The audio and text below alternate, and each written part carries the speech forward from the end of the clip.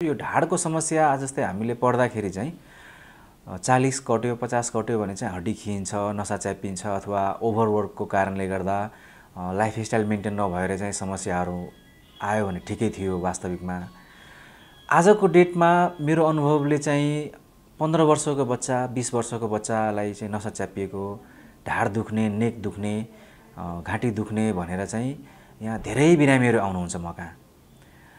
त्यो हेर्दै जाँदाखेरि मलाई कस्तो अचम्म लाग्न थाल्यो भने आजको डेटमा यो बच्चाहरूमा चाहिँ ढाडको समस्या किन आउँछ त? ढाड किन दुख्छ त? खुट्टा दुख्यो, घुँडासम्म दुख्यो भनेर चाहिँ 20 वर्षको 15 वर्षको बच्चाहरू आउँछन्। त्यो तथ्यले मैले बुझ्दै जाँदाखेरि मेरो अनुभवले मेरो यो एउटा बिरामीहरूको यो बच्चाहरूको एउटा चाहिँ यो सेरोफेरोमा उसको हिस्ट्री लिँदाखेरि बुझ्दै जाँदाखेरि चाहिँ मैले विशेष त 4-5 वटा चाहिँ मुख्य कारणहरू चाहिँ के थाहा पाएँ भने एक नम्बरमा त हाम्रो लाइफस्टाइल नै मान्नुपर्छ। जुन जीवनयापन हामी चाहिँ गर्छौँ त्यो जीवनयापनले नै यो समस्या ल्याएको जस्तो लाग्छ मलाई। त्यसमा अहिले हेर्नुभयो भने अहिलेको बच्चाहरूको चाहिँ आउटडोर गेम भनेकै छैन। स्कुल गयो, स्कुलबाट आयो भने चाहिँ घरमा आउने बित्तिकै मोबाइल चाहियो, ल्यापटप चाहियो भनेपछि ग्याजेट्समा बिजी भयो उनीहरूको फिजिकल एक्टिभिटी नै भएन। अझै हाम्रो प्यारेन्ट्सहरूको पनि हामीले चाहिँ हेर्ने हो भने हामी नै फ्री हुनको लागि उनीहरूसँग पन्छिनको लागि मोबाइल दिन्छौँ, ल मोबाइल हेरोस् भनेर। अहिलेको कन्टेक्स्टमा हेर्ने हो भने उसले 2 गाँस भात खानको लागि पनि मोबाइल चाहियो, मोबाइल अगाडि हुनै पर्यो। अब भनौँ हामी उसको लाइफस्टाइल, उसको पोस्चर कस्तो हुन्छ, ऊ कुन सिटिङ पोजिसनमा कुन पोजिसनमा बसेर मोबाइल हेरेर हुन्छ, घोप्टो परेर मोबाइल हेरेर हुन्छ, घाँटी तल निहुरेर चाहिँ मोबाइल हेरेर हुन्छ, उसको नेक्स्ट 2-3 वर्षको अवस्था 2-3 वर्षपछि चाहिँ उसको घाँटीको अवस्था के हुन्छ, उसको स्पाइनको अवस्था के हुन्छ, उसको ब्याकको मसल्सको अवस्था के हुन्छ। सबभन्दा लाइफस्टाइल हामीले चाहिँ बिगारेको हो। त्यसपछि थोरै धेरै डाइटले पनि अलिअलि असर गरेर आउँछ।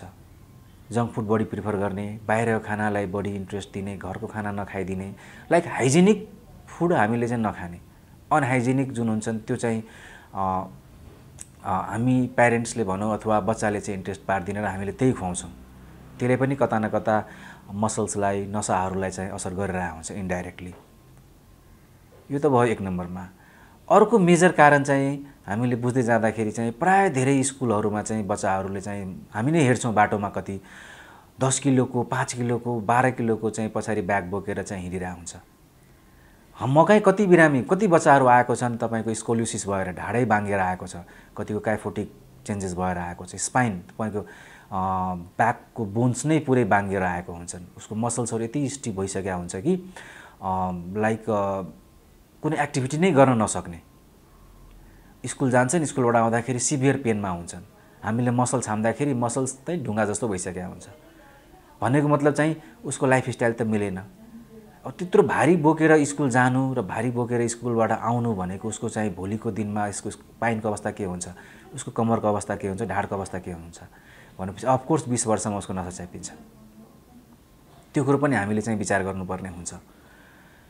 थर्ड मेजर रिजन चाहिँ तपाईँको चाहिँ भिटामिन डी भन्छौँ हामी बच्चाहरूलाई पहिले हामी आउटडोर गेम खेल्थ्यौँ, बाहिर घुम्न जान्थ्यौँ, बाहिर हामीले गेम्सहरू खेल्थ्यौँ र त्यसमा फिजिकल हुन्थ्यो र मेन्टेन हुन्थ्यो। अहिले हामी सनलाइटको एक्सपोजरमा बस्दैनौँ। बच्चाहरू सनलाइटमा बस्नै चाहँदैन, रुचाउँदैन भनेपछि भिटामिन डीको रिसोर्स नै भनेको सनलाइटबाट आउने हो। हामी त्यो नै लिइरहेको हुँदैनौँ, त्यो नै पाउँदैनौँ हामी। कति बच्चा त यस्तो छन् कि बिहान 7 बजे स्कुल गएपछि बेलुकाको 7 बजे आउने पनि बच्चाहरू छन् हैन। अब थाहा छैन अब तिनीहरूलाई अब किन अहिलेसम्म यस्तो स्ट्रेसफुल हामी चाहिँ लाइफ दिइरहेको हुन्छौँ भनेपछि कतै न कतै त्यो स्ट्रेस, कति बच्चाहरूको एउटा होमवर्कको स्ट्रेस पनि यति धेरै हुन्छन् कि त्यो स्ट्रेसले गर्दा पनि उसको मसल्सहरू चाहिँ स्टिफ भएको हुन्छ। स्ट्रेसले गर्दा पनि उसलाई चाहिँ ब्याक पेन भएको हुन्छ, नेक पेन भएको हुन्छ। भनेपछि यो सबै मेजर तथ्यहरूले गर्दा चाहिँ 15 वर्षको 20 वर्षको बच्चाहरूलाई चाहिँ ढाडको समस्या, घाँटीको समस्या, घुँडाको समस्याहरू आएको देखिएको छ। र यसलाई जहाँसम्म लाग्छ हामीले चाहिँ आफैले अलि सिन्सियर भएर केयरफुल भएर यसलाई मेन्टेन गरायौँ, बच्चालाई अलिकति अवेरनेस गरायौँ भने यो सम्भवतः हामीले चाहिँ घरमै यसलाई चाहिँ मेन्टेन गर्न सक्छौँ। होइन भने भोलिका दिनमा यति धेरै विकराल रूप लिन्छ कि 20 वर्ष 22 वर्षमा जसको नसा च्याप्यो भने उसको होल लाइफै असर पर्न सक्छ। भोलिका दिनमा उसले आफ्नो एम्बिसनलाई पुरा गर्न सक्दैनन्, उसले आफ्नो फ्युचरको गोललाई चाहिँ मेन्टेन गर्न सक्दैनन्। किन भन्दाखेरि पेनमा हुन्छ, पेन भएपछि उसले एक्टिभिटी गर्न सक्दैन, काममा जान सक्दैन, पढाइमा उसको मन लाग्दैन, हैन। अनि ब्याक पेन, नेक पेन भनेको यस्तो चिज हो कि भने आज औषधि खाएर भोलि ठिक पनि हुँदैन। त्यसले गर्दा म चाहिँ यो सञ्चार माध्यमबाट चाहिँ के भन्न चाहन्छु भने यसलाई अवेरनेस प्यारेन्ट्सले नै दिने हो, यसलाई अवेरनेस उहाँको आमा बुवाले नै दिने हो, घरमै दिने हो। तसर्थ हजुरहरूले चाहिँ यो कुरोलाई अलिकता विशेष ध्यान दिएर चाहिँ अलि विशेष केयरफुल गरेर आफ्नो बच्चाहरूलाई चाहिँ गाइडेन्स गर्नुहोस्। खानपानमा चाहिँ एकदम ब्यालेन्स डायट दिनुहोस्, एक्टिभिटीमा ध्यान दिनुहोस्, सनलाइटको एक्सपोजरमा टाइम मिल्यो भने आधा घन्टा 1 घन्टा बिदाको दिन भए पनि बस्न भन्नुहोस्, ताकि त्यो सनलाइटले उसको भिटामिन डी कन्जम्सन भएर उसको मसल्सहरूलाई चाहिँ मेन्टेन गर्छ। होमवर्कको पनि ओभरलोड धेरै नगराइदिनुहोस्, हैन। एक्स्ट्रा क्लासेस, एक्स्ट्रा कोचिङले गर्दा पनि बच्चाहरू चाहिँ अलि धेरै स्ट्रेसमा जान्छ। होमवर्कको धेरै प्रेसर गर्छन् कि भोलि उसको चाहिँ नेकको मसल्सहरू पेन भएर आउँछन्, टाउको दुखेर आउँछन्, ब्याक पेन भएर आउँछन्। त्यो पनि एउटा इन्डाइरेक्टली एउटा चाहिँ पेनले बढाउने काम चाहिँ गर्छन्। त्यो कुरोलाई चाहिँ मेन्टेन चाहिँ गराउनुपर्छ। त्यो चाहिँ हामीले चाहिँ अभिभावकले यो कुरो सोच्नुपर्छ, हामीले प्यारेन्ट्सले यो कुरो सोच्नुपर्छ। र प्रोपर फिजिकल एक्सर्साइज, फिजिकल एक्टिभिटीमा पनि अलिकता विशेष ध्यान दिनुपर्छ हामीले बच्चाहरूलाई। हामीले इन्डोर गेममा मात्रै त्यो गरेर इन्डोर एक्टिभिटीमा मात्रै उसलाई चाहिँ फोकस गरेर नराखौँ, आउटडोर गेममा पनि अलिकता फोकस गरौँ, स्पोर्ट्सतिर बढी ध्यान दिउँ। फिजिकल एक्सर्साइजतिर, स्पोर्ट्समा बाहिर गएर आधा घन्टा 1 घन्टा खेल्यो भने उसको मसल्सहरू चाहिँ एक्टिभ हुन्छ, मसल्सहरू चाहिँ उसको इनर्जाइज हुन्छ र भोलिको दिनमा उसले त्यसले पनि धेरै नै मेन्टेन गर्छन्।